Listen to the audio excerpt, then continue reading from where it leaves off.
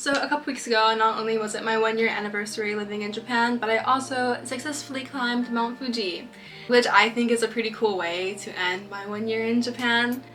I originally wasn't going to bring my camera on this trip because I had to carry a big backpack for 2 days straight, and I was very picky about how much weight I wanted to carry and like how much stuff I had in there. But I thought that if I didn't bring my camera and document it at least a little bit, I would have regretted it.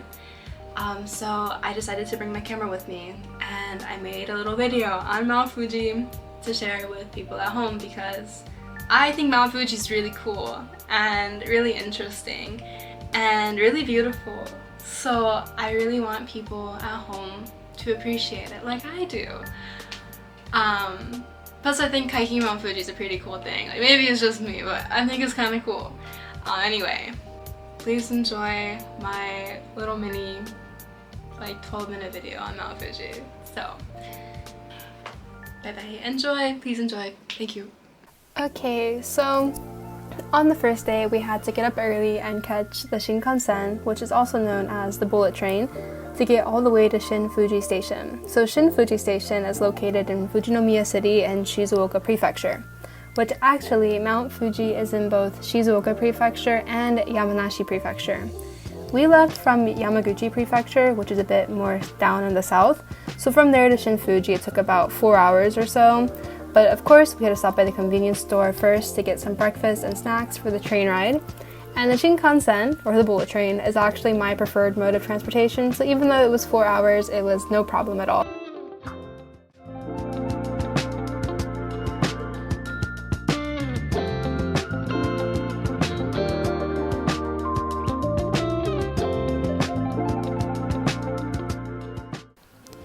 So once we got to the station, we had to immediately go catch the bus that would take us up to the 5th station, which is the most common starting point for people hiking Mount Fuji. I'm pretty sure Mount Fuji was right here because I could kind of see the sides, but unfortunately we could not see Mount Fuji because it was too cloudy, but it is there, I promise. Before the bus took us up to the 5th station on Mount Fuji, it actually first stopped at the Fujisan-hongu Sengen-taisha, which originally was built for protection from volcanic eruptions, but today it is one of the most important shrines dedicated to worshipping Mount Fuji. So if you've ever been to Japan, or if you go to Japan, you'll notice there are Sengen shrines, which these shrines are dedicated to Mount Fuji, and there are more than 1,300 Sengen shrines in Japan. And this has been a symbol of the region and the head shrine for over 11 centuries. The shrine is also the traditional starting point of climbing Mount Fuji. This is because Kyoto used to be the capital of Japan, so travelers from Kyoto would approach Mount Fuji from the southwestern base. Climbers would pay a visit to the shrine to pray and then purify themselves in the shrine's Wakutama pond before making the ascent. We didn't purify ourselves in the pond, but we did do a prayer, and we took some time to appreciate the beauty of the shrine. But maybe we took a little too much time because we had to run back to catch the bus before it left without us. So Shin Fuji Station is located in Fujinomiya City, which is also the name of the route that we decided to take. When hiking Mount Fuji, there are 4 main routes to the top that you can choose from, which are the Yoshida Trail, Tsubushiri Trail, Gotemba, and Fujinomiya, with Yoshida Trail being the most popular due to its easy access from Tokyo, the abundance of mountain huts, and I also heard it's an easy hike, which is really good for beginners. We decided to do Fujinomiya because it was the easiest one for us to access while coming up from the south, and because Fujinomiya isn't the hardest, and we still wanted a route that wasn't too intense. Once our bus made it to the 5th station, we had to immediately change into rain clothes and start our hike up. We hiked maybe 30 to 40 minutes to get to the 6th station, where we had booked an accommodation ahead of time to sleep. So getting a booking to stay at a mountain lodge on Mount Fuji can be quite difficult because you can only hike Mount Fuji from early July to early September, and due to the increasing popularity, getting a booking at the mountain lodges can be really tough. So this was the 6th station mountain hut that we decided to stay at. It was super cozy and the people who ran it were really kind.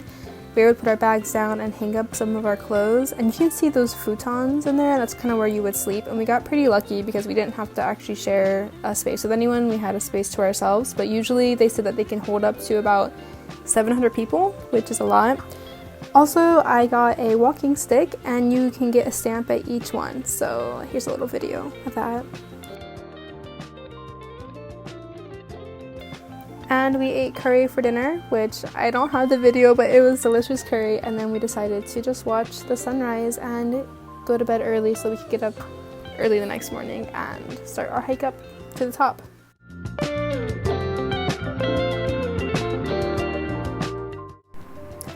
After waking up and eating breakfast, we actually decided to not directly continue on the Fujinomiya route. We had plenty of time to reach the top of Mount Fuji, so we decided to go hike Mount Hōei first, which I hope I am correctly pronouncing. So Mount Hōei is a flank volcano on the southeastern side of Mount Fuji. It emerged as a result of the 1707 to 1708 Hōei eruption of Mount Fuji. So here's the peak of Mount Hōei that we hiked to. The sign said it would only take 50 minutes, but it actually took us about 2 hours. Honestly, I thought this hike was more difficult than the hike up to Mount Fuji because it had a very sandy consistency. You could actually keep going up the route and it would take you to the Gotenba route, which is supposedly the hardest route for climbing Mount Fuji. So to the left of the peak is the crater, and then looking up is the way to the peak of Mount Fuji. Once we reached the top, we couldn't see the crater too well due to the clouds, but the clouds were still gorgeous. But with the clouds constantly going in and out, it was actually really interesting because 1 minute it would be super sunny and pretty, then the next minute you wouldn't even be able to see like 10 feet in front of you. At the very top, there was a monument for the eruption. So the Hōei eruption of Mount Fuji started on December 16th, 1707, and it officially ended on February 24th, 1708. It was the last confirmed eruption of Mount Fuji. Its height is 2,693 meters above sea level, and the name comes from the Hōei era. The Hōei crater is Mount Fuji's largest and youngest crater. This eruption didn't have lava, but it was known for its immense ashfall, subsequent landslides, and the starvation from the ash covering crops.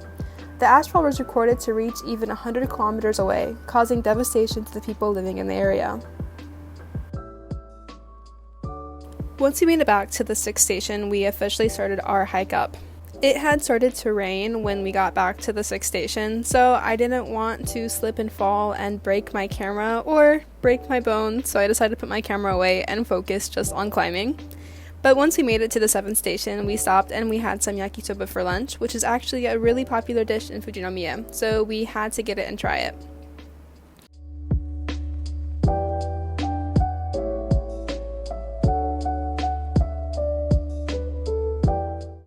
Actually, here, I thought this was really interesting. These vehicles, like people drive them up with all the supplies, I guess like once a day. I don't know the exact details, but this is how they get supplies. So I thought that was really interesting. And here's an appreciation for the rocks because I really thought the rocks on the mountain were really cool. Like the layering in it. So here's a quick appreciation for that. So after we finished our yakisoba, it actually started to rain even harder. And so I once again put the camera away so I could focus on not falling. One thing about Mount Fuji is that the weather is constantly changing, so we had to be prepared for all types of weather. But we did eventually make it to the 8th station, which was where we had made our booking to sleep that night.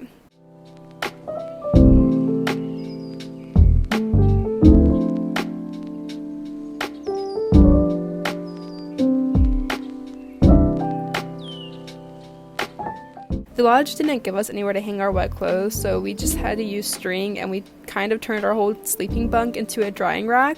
So that night we ate more curry, and then we tried to go to sleep at 6 p.m. because we had to get up at 1:30 a.m. the next morning. But honestly, I did not sleep at all because the lights and the noise. But yeah. So the sunrise was at 4:30 a.m. So we got up at 1:30 a.m. so we could start climbing and get to the top in time. I was actually quite surprised to see some people climbing with us, but I guess they all had the same goal in mind, which makes sense.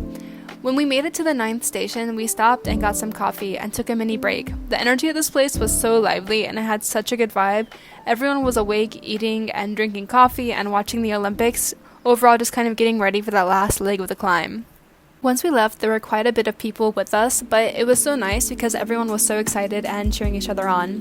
In Japanese, the word for good luck or we got this is ganbatte. So everyone to each other was kind of like ganbatte, ganbatte, like let's go, we got this.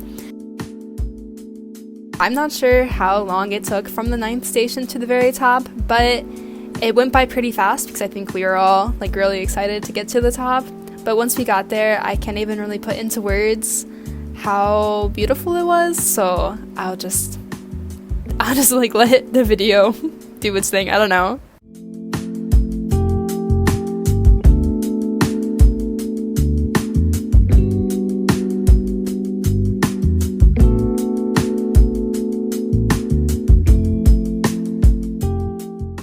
Even though there are quite a bit of people, it was such a nice feeling because everyone was so happy to just be there and we all felt so accomplished. It was such a nice experience to share with both the people I knew and random strangers I didn't know.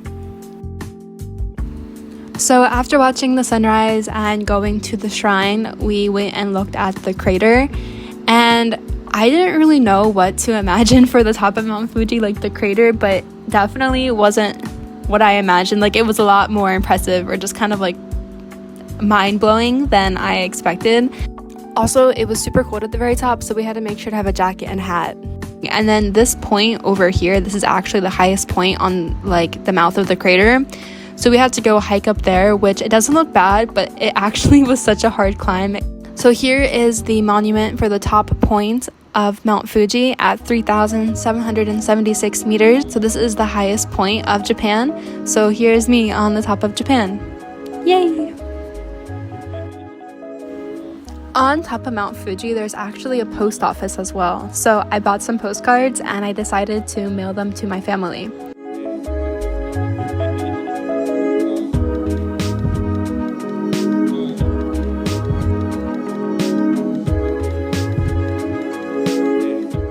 Within Japanese mythology, it is believed that the goddess of Mount Fuji is Konohanasakuya-hime, which means Princess of Blossoms in English, just like cherry blossoms.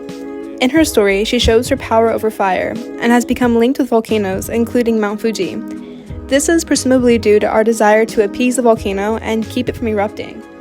In her story, she teaches us to embrace the fleeting moments of life with grace and gratitude, just as cherry blossoms bloom, but only for a brief period. Her association with volcanoes further underscores her resilience. Overall, her story reminds us to live fully in each precious moment and find strength in the face of life's challenges, which I think is really beautiful. Throughout history, and within Buddhism and Shintoism, there are many different beliefs surrounding Mount Fuji.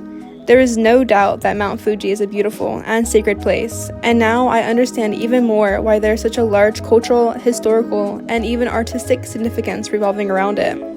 I'm very thankful I was able to have this first-hand experience of climbing to the top of Mount Fuji. I hope I was able to share some of the natural beauty of Mount Fuji from this experience. So, thank you for watching. Bye-bye.